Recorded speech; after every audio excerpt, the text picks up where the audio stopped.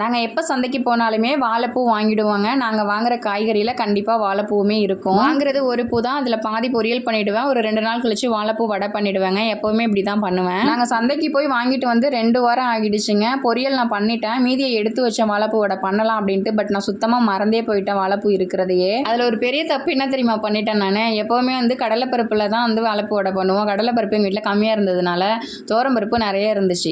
சரி கடலைப்பருப்புக்கு பதிலாக துவரம்பருப்பில் வாழைப்பூ வடை செஞ்சு பார்க்கலாம் அப்படின்னு சொல்லிட்டு துவரம்பருப்பு அலசுறதுக்காக எடுத்து வச்சேன். எப்போவுமே வந்து துவரம்பருப்பு எடுக்கிறேன் அப்படின்னா கண்டிப்பாக அதில் நான் பாசிப்பருப்பு போடுவேன். ஏன்னா எப்போவுமே சாம்பார் வைக்கிற நினப்பிலே என்ன பண்ணிட்டேன், துவரம்பருப்பு எடுத்த உடனே பாசிப்பருப்பு அதில் போட்டுட்டாங்க. அதுலேருந்து தனியாகவும் எடுக்க முடியல.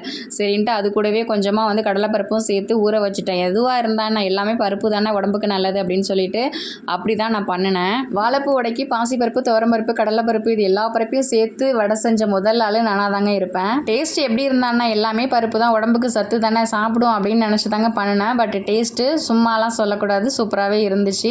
பட் எப்பவும் பண்ணுறதோட கொஞ்சம் டிஃப்ரெண்ட்டாக இருந்துச்சு. ஏன்னா துவரம்பருப்பு பாசிப்பருப்பு சேர்த்ததுனால. பட் பரவாயில்ல, நல்லாவே இருந்துச்சு.